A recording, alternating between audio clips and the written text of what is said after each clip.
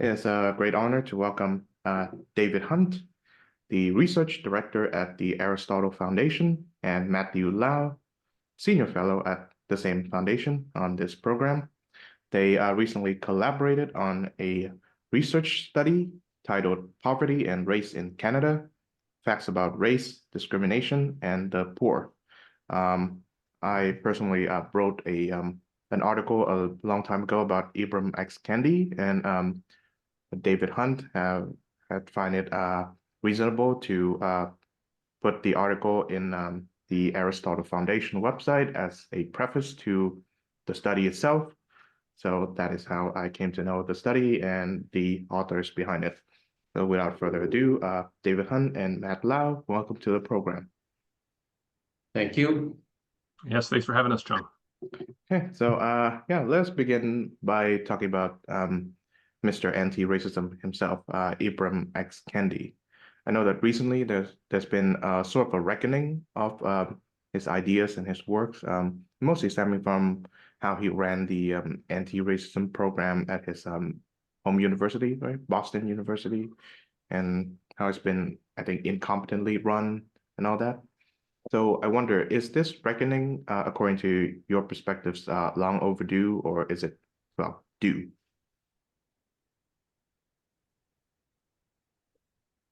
Well, I'm not too familiar with his work, but you can look at the United States, and I know, a lot of the claims that have been made about the U.S. as a systemically racist or a white supremacist society. But if you actually look at some of the statistics, you might find, for example, that the average Indian ancestry Asian male in the United States, for example, who works full time will have a much higher income than a comparable person with white colored skin. So you see all of these statistics. You find, for example, again, Japanese Americans have higher incomes than white Americans on average. And you find it very hard to believe a lot of these claims that the United States is a very systemically racist country. There's just a lot of facts about the United States where it would not lead you to that conclusion. Yeah, in terms of Kendi specifically, I think earlier on, I think he made a better effort in terms of scholarship early on. Although I do think his assumptions have always been very flawed in that it's monocausal. He takes these simplistic assumptions that if you see black people in poverty, well, it must be because of race that you have this situation. And here in Canada, an example of that would be, of course, our Indigenous populations. And if you're seeing a disproportionate number of them in poverty, we just assume it's because they're Indigenous, that's why they're poor, when the reality is that those aren't the key variables, that the color of your skin is not the input determining the outcome being poor. And so that's where I think Kendi early on, although I think he made a better effort in terms of the quality of his work, I think the assumptions were always flawed. But once you had the Black Lives Matter movement and the tragedy around George Floyd, I think he started believing his own press, and the quality of his scholarship declined as his popularity increased. So yeah, I think it has caught up with him, and it's a classic case of the emperor has, the emperor has no clothes. Where eventually, I think the public has come to realize that much of what he claims is unfounded. Mm-hmm. So I suppose the popularity of Ibram X. Kendi is, for the most part, due to George Floyd and this supposed racial reckoning that went on in 2020. I think that seems to be the case. Yeah. Mhm. Now, how would you two, since we are pretty close to Canada Day, so we are recording on the 22nd of June, Canada Day, I believe, is the 1st of July. So how would you combat the claim that Canada as a nation is systemically racist? Well, you see in Canada a lot of the same things that you see in the United States when you look at, for example, the income statistics or other statistics that might uh, give some indication as to whether Canada is systemically racist or not. So we did do a study for this for the Aristotle Foundation. I believe it was last year. And we looked at StatsCan data. So we found, for example, among Canadian-born men that if you look at the different racial groups, The white population is about in the average or in the middle when you look at average weekly earnings, for example. So if you find Japanese and Korean and Chinese and South Asian men, Canadian-born men, on average, will earn more in a week than their white counterparts. And when you look at women, you see much the same thing. You see Korean and Chinese and South Asian and Japanese and Filipino women, on average, all earning more than Canadian-born white women. So again, these statistics make it very hard to believe that the white people or the white population is oppressing minorities in any meaningful or systematic way. If if they're really in the middle of the pack when it comes to the income statistics, and you can look at other things as well, test scores and various other metrics as to how well people are doing, and you soon find that. Minorities in Canada are not oppressed as some people might have you believe. Yeah, I think a great example of that, Chung, is your own background. So coming from you're originating from Vietnam and the famous boat people, you look at these refugees that came over, as poor can be, arriving in Canada. Other examples would be the Ismaili Muslims that came out of Uganda. Weren't allowed to bring much with them. They were restricted to $25,000 that they were allowed to bring out of the country when they were expelled by the regime that was there in the 70s. They arrive in Canada, and what's happened? They've absolutely flourished. And some of the best entrepreneurs in this country are Vietnamese or Ismailis, Ugandans, like extraordinary success that they've had in this country, and not just entrepreneurship, because money isn't everything. In terms of flourishing, in terms of the quality of life and just living in peace, being able to raise your family without looking over your shoulder and worrying about, if what's going to happen to you tomorrow. So just being in a peaceful environment, I think those are great examples. But from an empirical standpoint, another study that'll be coming out pretty soon at the Aristotle Foundation looks at this question of systemic discrimination, systemic racism around the laws in this country. So if Canada was a systemically racist nation, of course, you would imagine we'd have laws that would discriminate. Well, we actually do have laws that discriminate, but there's only one kind of discrimination, and that's attempting to right past wrongs or supposed past wrongs. And and the merits and demerits of reverse discrimination, we don't get into in that study. We'll probably get into that in the future. But the bottom line is, you haven't had laws that discriminate based on color, creed, or gender, or what have you, since it's been decades, quite literally generations. And the first laws being introduced in 1913, all the way up to the culmination of the Bill of Rights in 1960. So the claim that Canada's systemically racist or that we should cancel Canada Day, I think is nonsense. Yeah, with that said, I'd like to bring to mind the collection of essays that last year when I talked to Mark Milke, the president of the Aristotle Foundation, compiled. And I see that in Davis's video feed, it appears somewhere in the background in one of the bookshelves, the 1867 project. Yeah, it's a wonderful collection, of course. Well, and Matthew Lau was one of the authors. Matt has an excellent chapter in here. Yeah. Of course, you're welcome to tell us about the project, and Matthew, your particular contribution to it to celebrate Canada Day of 2024.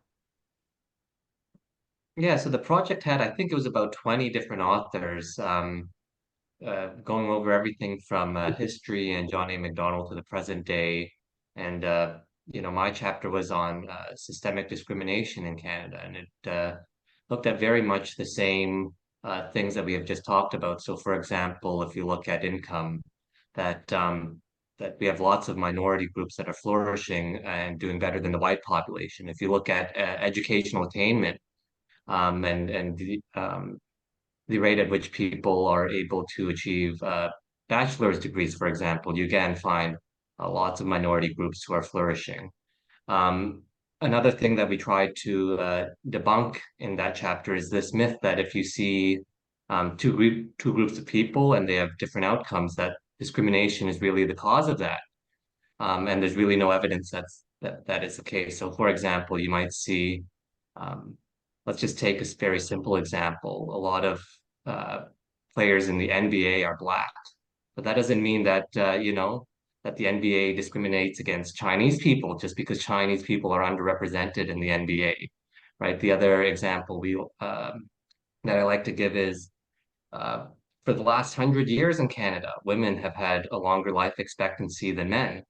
That doesn't mean that we're a country that systemically oppresses men for the last 100 years. So, my chapter in particular in that book was a very fact-based analysis to say, look, the statistics and the logic does not support this idea that Canada is a systemically racist country that we need to tear down, right? It's a flourishing country where anyone can come here and succeed. Yeah, and of course, the overall theme of the book is should Canada be canceled or be cherished? And of course, we're making the case for cherishing this wonderful country. And like Matthew said, from 20 totally different perspectives. And it really gives a good taste of what the Aristotle Foundation does, where we're going.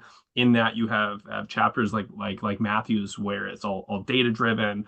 Here's the solid empirical evidence, the most recent data points, but then also, as Matt said, learning from history as well and having historically informed arguments. So yes, a strong empirical approach, but also being informed by history. That's what goes into all of our research. Yes, I understand that. Of course, I would agree that between the options of cherish and cancel Canada and Canada Day, I would lean towards cherishing.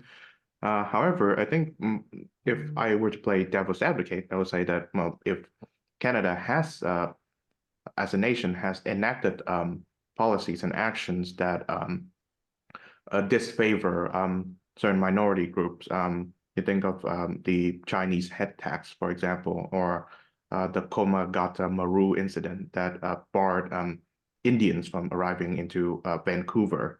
And of course, the decades-long, or perhaps even centuries-long policies that marginalize and discriminate against and even separate indigenous families from one another, culminated or best exemplified by the residential school system. So, how do you answer against these real facts of history? I'd be happy to jump in first here, Matt. Hopefully, I don't steal your response, but I think there's a number of answers to that. I think the first place that I would go is if we're going to judge the past rightly, we need to judge it within context. And we always need to ask the question, compared to what? So if our standards are perfection, if we have utopian ideals where we want heaven on earth, the reality is you're never going to find that. And consistently throughout history, perfection is our standard that always leads to totalitarianism, always. So again, take Vietnam.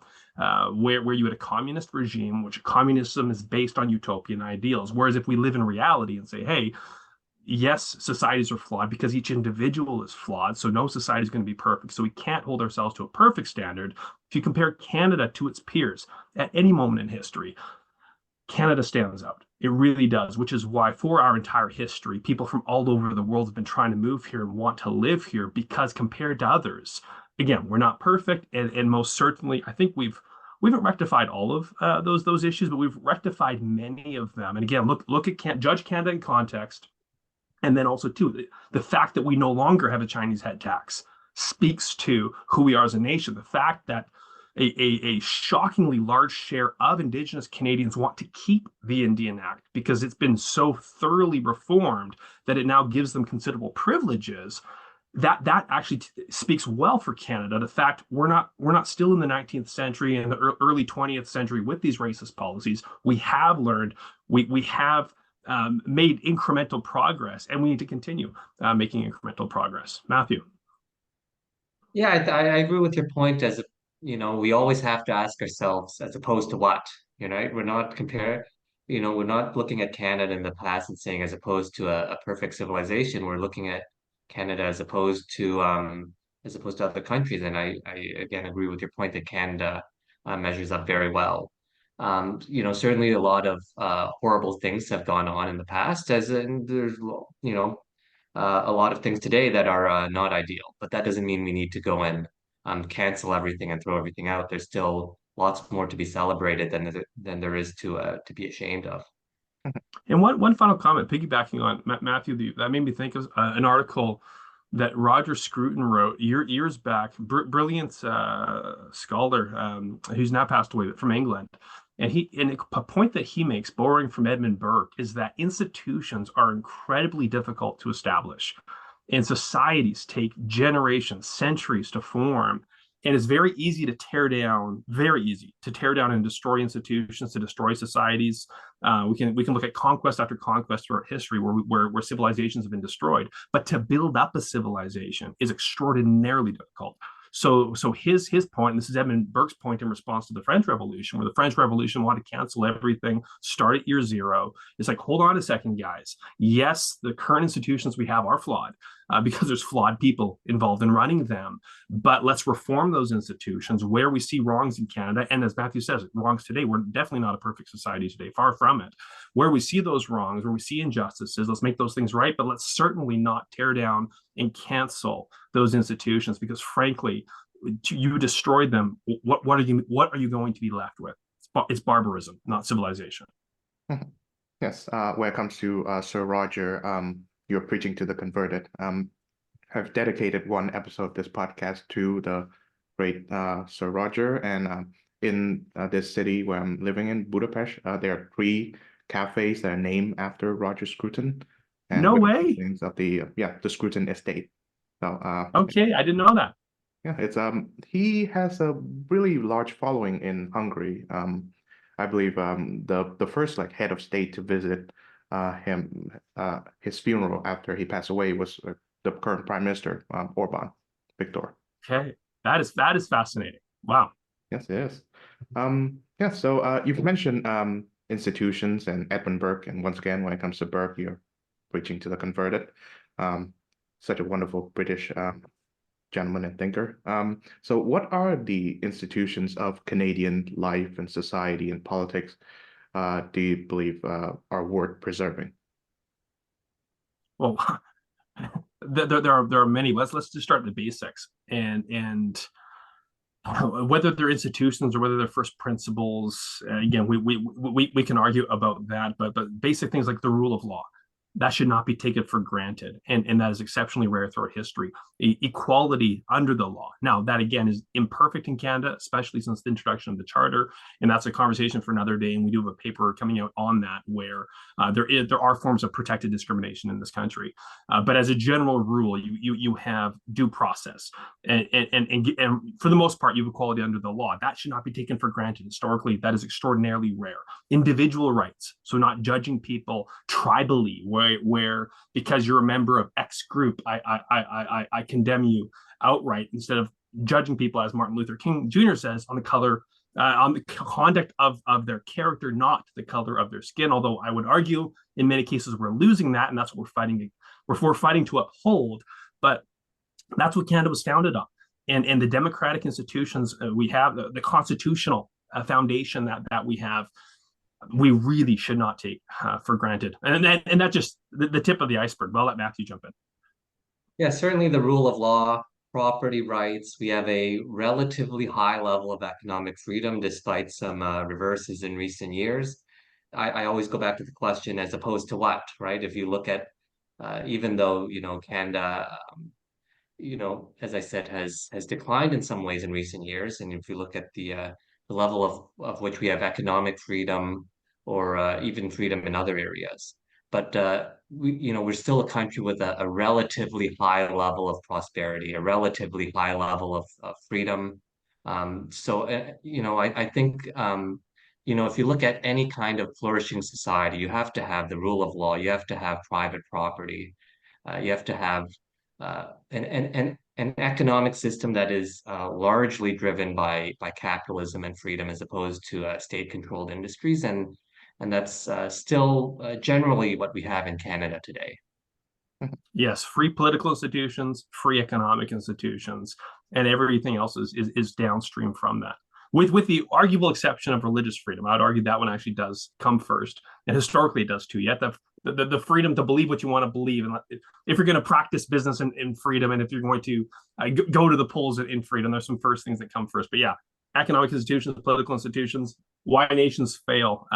Book on the shelf there. I'm tempted to grab it, pull it down on the top shelf. But Why Nations Fail, big, thick book, goes through, gives apple-to-apple comparisons of geographic locations that are side by side with similar culture, similar almost everything, Only difference being economic and political institutions. Best example is probably North and South Korea. And you look at how one absolutely flourishes in virtually every way, while the other one does not because of those two inputs. So slowly leading up to the study right now. So I believe what you've said is are fully compatible with the values of the Enlightenment, that great philosophical trend of Europe some 500 years ago. To what extent, to that extent, Canada, I think, applies much of those principles of certain natural rights of man to its governance.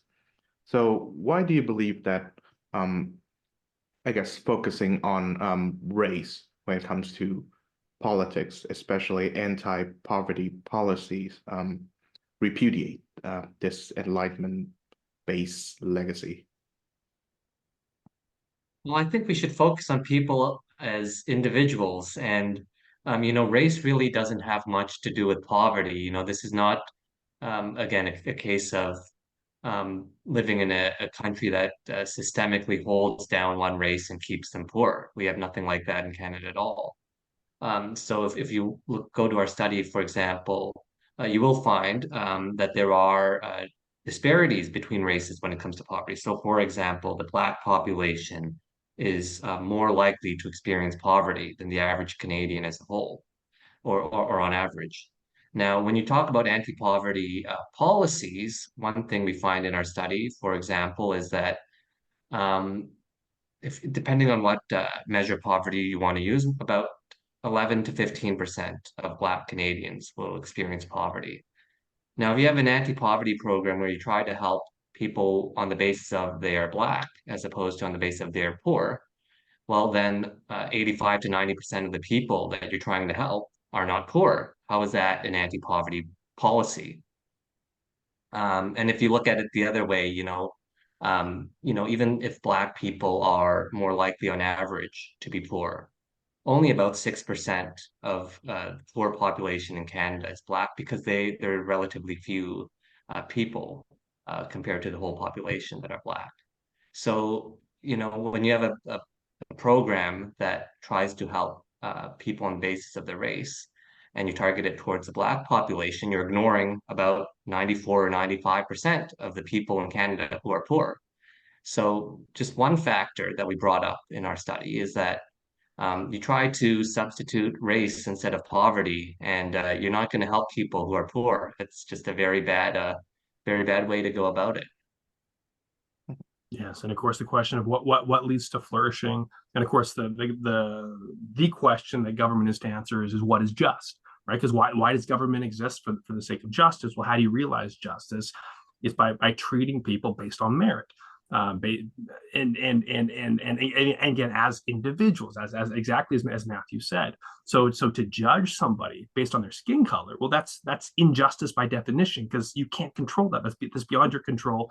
You receive that at birth. So to privilege some over others based on skin color, of course, we refer to that as an illiberal idea, but frankly, it's a very un-Canadian idea. And you can't be a free society and act in such a manner.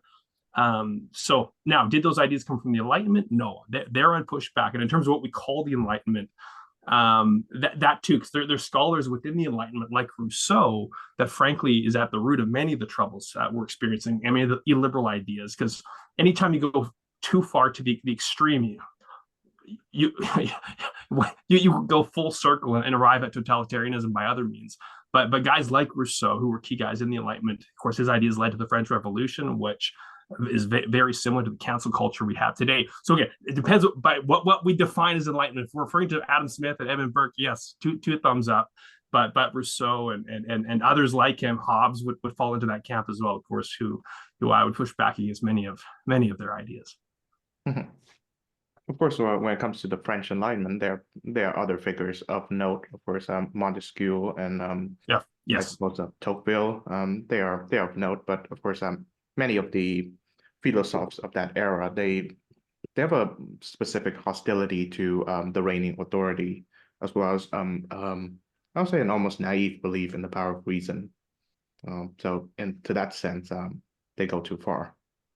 Yes, and we've talked about Roger Scruton earlier, and he of course makes the case for tradition within reason, tradition within the classical liberal sense, but that there's much knowledge, and Hayek for sure gets into this in terms of knowledge and the problem with of knowledge, and that this guy here, David Hunt, I can only learn so much in the time that I have, and even if I live to be 100 years old, still that's a tiny little window in terms of human history. So I can only know so much, in each culture and society can only know so much. So we have this knowledge problem, which is why there's wisdom in traditions and custom, and of course in our English tradition, case law. There's wisdom in that because there's knowledge there that we are wise to inherit. And that again, so within the Enlightenment, those disagreements I think are important ones to highlight. When it comes to disproving the monocausal claim that the reason why a disproportionate number of the population within certain minority groups are poor is because of the discrimination caused by the majority against these groups. So when it comes to disproving that, the economists and social scientists saw Thomas Sowell is the one that comes to mind first. And of course, you two quoted Sowell in your study. Of course, he mostly focused on American social policy. Of course, there are certain studies of his, like affirmative action around the world, where he focuses on international nations and everything like that. So when it comes to Canada, how would you try to disprove the notion that the disparities between certain groups, or why certain groups are disproportionately poorer when it comes to compared to their, I guess, population size? Yeah, how would you try to disprove that? Well, beyond the statistics, I think if you're trying to look for a causal claim, people are poor because they're discriminated against based on the race in any kind of systemic way, is, well, then show me the law that says, for example, Black people cannot do this, or Chinese people cannot do this, or Japanese people, cannot be, engineers or doctors or what have you. And there isn't. So, I don't know how you then draw a line between they were discriminated against and that's why they're poor. If you look at the reasons why they're poor, there's been research done on this, and the drivers of poverty are such things as people who do not graduate from high school, or people who do not have a full-time job, or people who have children out of wedlock. And generally, people who manage to avoid these three things um, are not going to be poor for any long periods of time. So you can find a lot of other drivers of poverty that have nothing to do with race, and it's just very difficult to draw a line between people who are poor and their racial background. And geography would be an excellent example of that. So again, take the Indigenous population in Canada. They are disproportionately living outside of metropolitan areas. Well, where does prosperity happen? It happens in major cities. So if you live hundreds of miles from a major urban center, the chances are the opportunity for prosperity just isn't there. So geography can be one explanatory variable. Another one would be education. And Matthew just alluded to this, but let's get very specific. Again, let's look at the Indigenous versus non-Indigenous populations within Canada. When you look, and this is from Matthew's study from back in October with the Aristotle Foundation, that when you look at those who have doctorate degrees, Indigenous Canadians make more than non-Indigenous Canadians. Same with those who have medical degrees or in dentistry, veterinarians, optometrists. If they're Indigenous, they actually make more in Canada than the non-Indigenous. Same with those who have master's degrees or any of the degrees that are above a bachelor's degree. So again, if there was systemic racism and systemic discrimination, why would that be the case? They actually have an advantage. So and then for those even below high school or only who have a high school credential, it's pretty much on par in terms of the Indigenous and non-Indigenous population in terms of the income that they make in Canada. So again, color of their skin is not the determinant. Discrimination is not the determinant. How much education do you have? Where do you live? Like Matthew said, are you married? Do you have kids? All those factors. And we're just, again, scratching the surface. There's dozens and dozens of variables that will account for where any individual is at. Now, I think a question that has not been thoroughly researched is why are some minority groups living in not just Canada or the United States, but across the world seems to not only have the lower rate of popularity compared to their population size, but seems to do better at a whole range of areas, business and perhaps some medicine or law, etc., the areas that matter than the majority population. Now, of course, Seoul, one of his very interesting book that I read some years ago, The Economics and Politics of Race, he chronicles these sort of like minorities or what he called middleman minorities. The most notable ones are the Jews of Europe and the Chinese of non-Chinese countries in Asia, so Malaysia and Singapore and even my own country of Vietnam. And I suppose the South Asians and the Southeast Asians of countries like America and Canada. So he observes that they do a lot better economically than the majority population, and in certain areas are discriminated because of it. So when it comes to Canada, what minority populations do you believe fit into this mold? Well, a lot of, the reason why certain groups flourish more than others, a lot of it has to do with culture.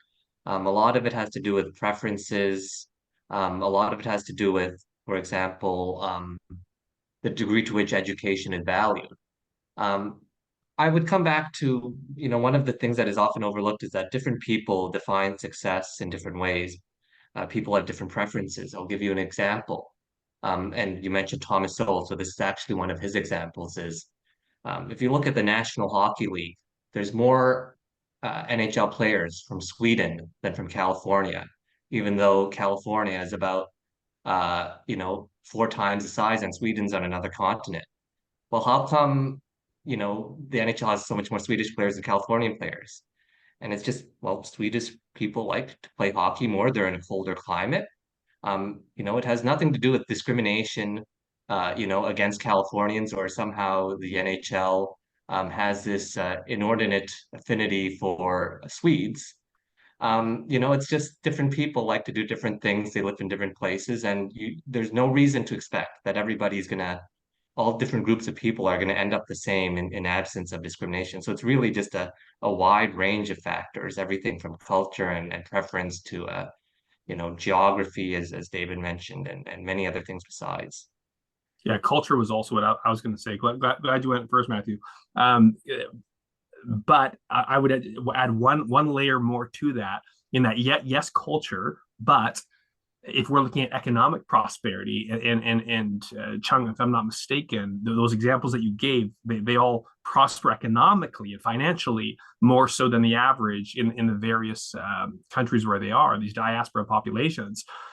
Okay, well then if culture is such a strong input, which it is, well, do your cultural practices conform to what leads to prosperity? Do they conform to economic reality? And what you find, especially with the Jewish population, and an excellent book on this is called "Thou Shalt Prosper" by Rabbi Daniel Lapin. And what he does is he's just asking the question: why is it that Jews prosper disproportionately wherever they go? Even though, again, throughout history, they're thrown into ghettos. There's often laws and many laws that discriminate against them, and yet they still just thrive financially wherever they go. Why is that? And he just goes through it. It's an interesting book that like Thomas Sowell, where he uses plain English, no graphs, no charts, just essentially explains basic economics. Here's how the world really works, and seeking to understand how does the economy work, whether you like it or not, whatever your political beliefs and ideologies are. How does the economy actually work in the real world? Well, and then you find, hey, that's what Jews do, and that's why they tend to succeed disproportionately in terms of economics. And I would assume it's the exact same for the other groups that you mentioned, Sean. Yeah, so this may be a little bit off from your study, but do you believe the cultural element can explain why in certain multiracial / multicultural Western nations, Canada being one of them, why are some population seems to live and thrive in the same Canada framework, say, like as you've mentioned, the rule of law and property rights and individual rights than others. While some, I suppose, one can think of the um, the Arab Muslim population who find themselves profoundly at odds with the same principles that I suppose the Chinese and the Vietnamese and the South Asians seems to be quite okay with. Well, and I'm not sure if I fully agree with that claim or not. I haven't looked into that enough, but the data would suggest that in that, again, the most recent study we did looking at race and poverty. Again, depending how you measure poverty, of course, is absolute poverty, which is lacking the basic necessities of life, and that's a very small portion of the Canadian population, less than 3%. But if you look at other measures, whether it's cost of living, what's called the market basket measure, or whether we're looking at income, and is your household earning less than what approximately the average is for households? And so off the top of my head, I forget which measure it was, but on one of those measures, actually here, I could look it up quickly, the low income measure. So if we're measuring by income, the Arab population in Canada actually is the bottom of the list, even below the Indigenous population in terms of the likelihood that they're in poverty, relative poverty. So if what you're saying is true, which I don't know if that's the case because I have not looked into that, and I would want to do my due diligence before agreeing with such a claim, but the data seems to indicate that may very well be the case. Well, I think you have to again look at there's a lot of differences within groups, right? You can't just, lump all Arab people together and say the same, or lump all Indigenous people and say the same. So, David, for example, brought up the fact that the Arab population is more likely on average in Canada, even more so than the Indigenous population, to be in low-income situations. But they're also overrepresented among doctors and engineers as opposed to the average, working Canadian. So, you can't, you always have to go down to the individual level. Yeah. We can't just, lump all sorts of people together. And, certain people from certain groups obviously will, thrive in Canada more than others. But, a lot of times when you look at aggregates, it obscures that fact. Yes, but another comment I want to make in terms of culture is that yes, I would assume all three of us believe in pluralism and in a free society where ideas are allowed to compete. But at the same time, I think we shouldn't be naive that within a multicultural society that all cultures are equal, because that's simply not true. The reason people come to Canada is because a free society is superior to an oppressive or a repressive regime, a totalitarian society. So not all cultures are equal. And from a policy standpoint, we should be looking at what leads to flourishing, what conforms to economic reality, and that is extremely important. So where we have cultures in Canada that have practices that do not conform with, again, how the world really works and do not lead to human flourishing, I think that there need to be some checks there. And so that's from a policy standpoint. As a researcher, I am interested in diving into all of this, because to Matthew's point about judging each person as an individual, I want what's best for each individual and what's going to give them the most opportunity. Okay, understood. Okay, so how would you compare, say, anti-poverty policies in Canada that are, I suppose, race neutral, say, I suppose the single-payer health system, for example, versus the ones that are race conscious, I suppose something like the tax exemption for Indigenous Canadians. Which ones work better, and which ones are more supported politically? So in terms of anti-poverty measures that work better, really the only types of, um, I would say, direct measures are those that target those people who are poor. So for example, you mentioned universal health care. That to me is not really an anti-poverty policy. It doesn't, target the poor. Um, and we can look at a lot of other studies in that it doesn't really help improve healthcare either, or access to healthcare among the poor. Um, you know, the best example I can give, and Milton Friedman was a big proponent of it, was just give money to poor people and let them have the freedom to buy whatever it is that they want. He called it a negative income tax, where you're basically just giving people a floor. It doesn't work perfectly, but certainly it's a lot better than, for example, having the government take over a lot of healthcare. We see now in Canada childcare and the education system and so on. Really, the policies that work best are those that target the poor specifically, and where the government does not have a huge a huge role in terms of determining the economic outcomes beyond just directly increasing people's purchasing power if they lack it. So, for example, we don't want the government dictating how industry runs or trying to set or control prices or that sort of thing. We really just want to uh, direct aid directly towards the poor. Another thing we look at in our study was, a lot of these race-based programs. People, even if you target them towards a race where people are disproportionate or disproportionately experience poverty, it tends to help people who are in that group but who are actually not poor themselves. So we had this in Canada, we had this a big scandal with ArriveCan, which was it was a development of an app that the federal government was putting out. And one of the things that governed the creation of this was this procurement policy that the federal government had around Indigenous people who happen to be, again, disproportionately experience poverty. So the federal government said, let's give them more federal contracts. And what happened was there was basically the shell company that I think they had two employees and they had got millions of dollars in federal contracts and they subcontracted out the work because the people who are able to get government favors or government contracts by demonstrating that they are disadvantaged tend not to actually be disadvantaged themselves. It takes some amount of political savvy and business savvy to help yourself to the taxpayer as well. So people who are able to do that through government programs tend not to actually be disadvantaged. Yeah, to tack on to that, Thomas Sowell also talks about how the truth or what's best in any of these instances isn't always what's obvious or intuitive. The truth is often paradoxical. It's held in tension, right?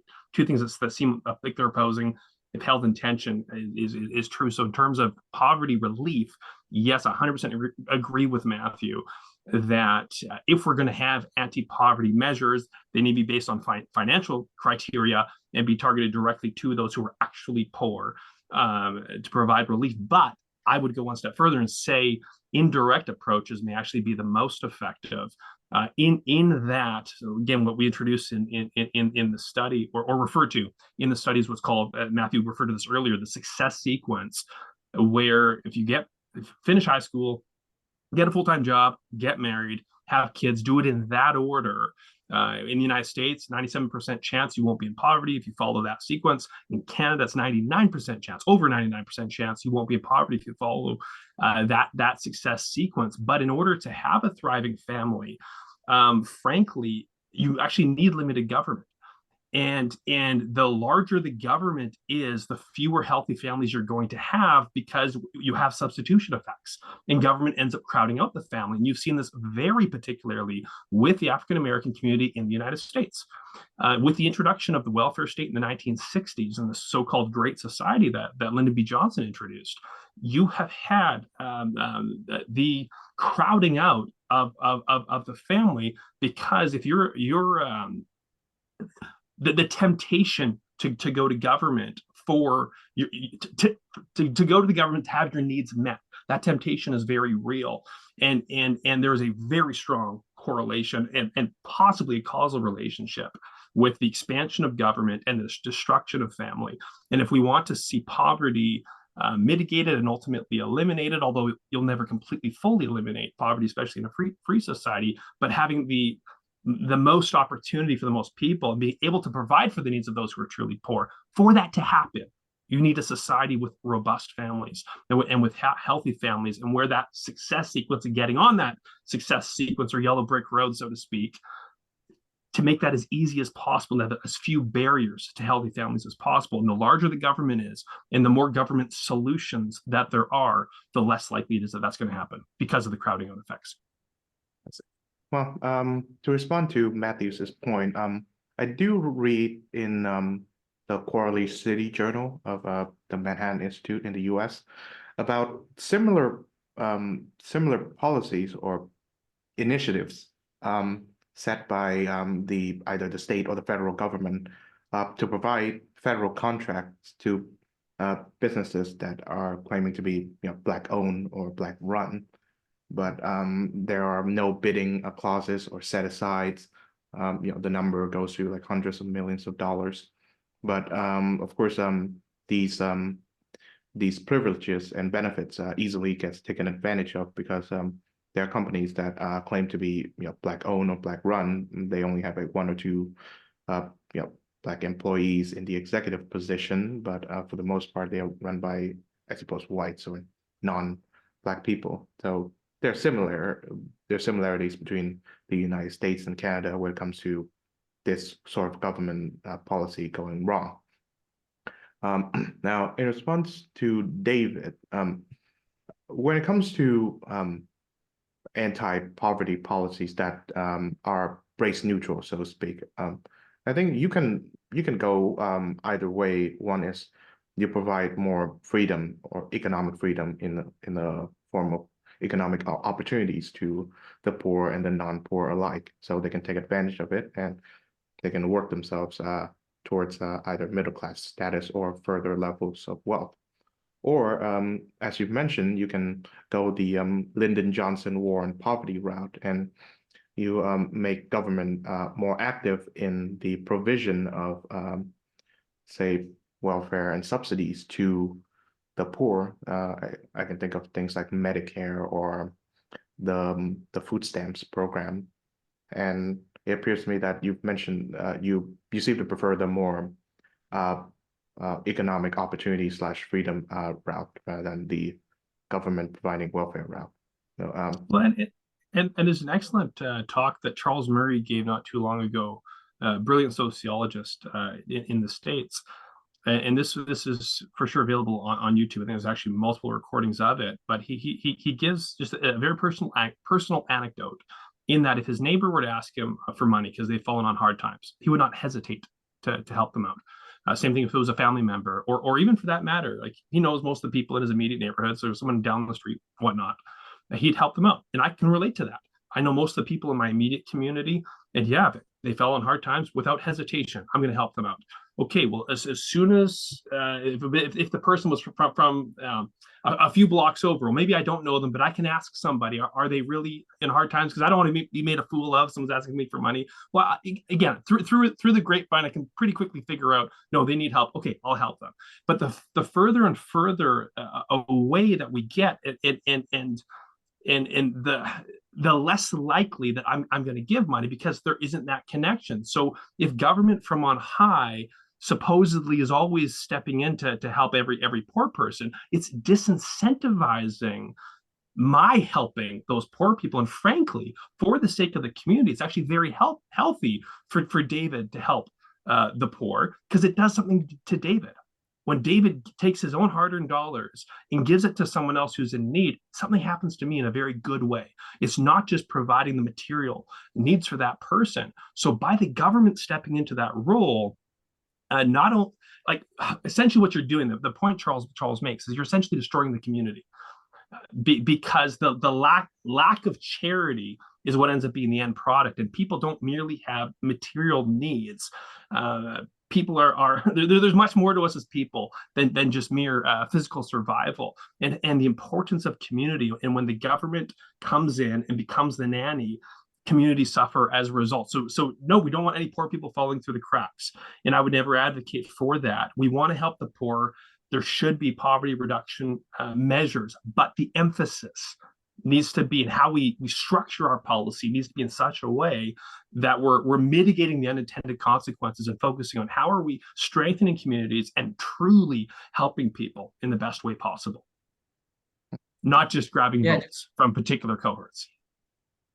yeah. Just to sum up a lot of what David says, I was looking up a quote from Antonin Scalia, who was a U.S. Supreme Court justice. He says, "The transformation of charity into legal entitlement has produced donors without love and recipients without gratitude." Um, I think that very clearly captures a lot of times when the phrase we always use when it comes to government is entitlements, and when people start getting government support, they think that they're entitled to take things that or to receive things that belong to other people, and that's certainly a significant problem beyond just the economic problem. It really affects society and how it runs. Yes. Again, when it comes to Charles Murray, you're preaching to the converted. He's one of my favorite sociologists to read. Controversial as he is, of course. I'd say another focus on how certain government initiatives to reduce poverty can fail is can be found in a great essay by Senator Daniel Patrick Moynihan of New York back in the 60s and 70s. He wrote an essay in the public interest called The Professionalization of Reform, where he argues that these initiatives set up by the state end up creating bureaucracies that are ever larger with the sole purpose of, well, not really helping those they intended to help, but to maintain their existence as entities. So much of the largesse of financial assistance that are supposed to go to the poor end up going to these bureaucracies that run them, which are mostly comprised of middle-class people. And secondly, these agencies tend to exaggerate certain features of poverty in this case, America, in order to justify their continued existence and increased funding, et cetera, et cetera. And I wonder, in your study, is it the case in Canada as well? So, director's law is a law of public economics that pretty much says, when you give people the legal right through government to take resources or money or wealth or income from one group of people and give it to another group of people, the recipients of that are not likely to be people who are actually poor. The people who are able to turn the government in their favor to become recipients of this transfer are not going to be people who are disadvantaged to begin with.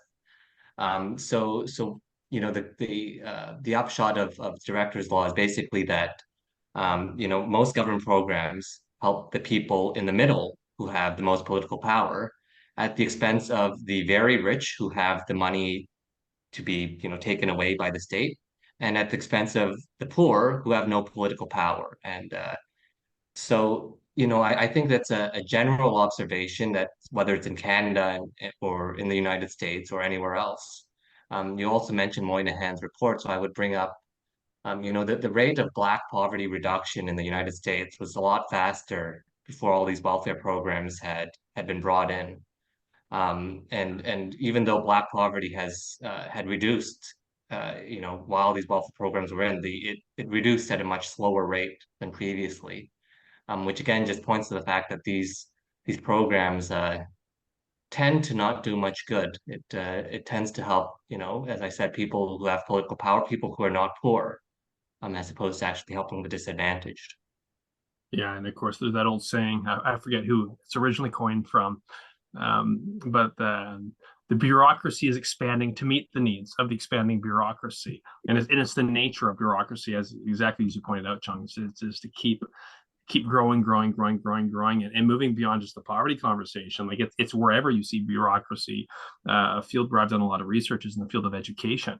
And in the United States, for decades, if you adjust for inflation on a per student level, there's been almost no increase in terms of how much it costs to educate a kid and how much money makes it to the classroom, and then teachers pay all that sort of stuff.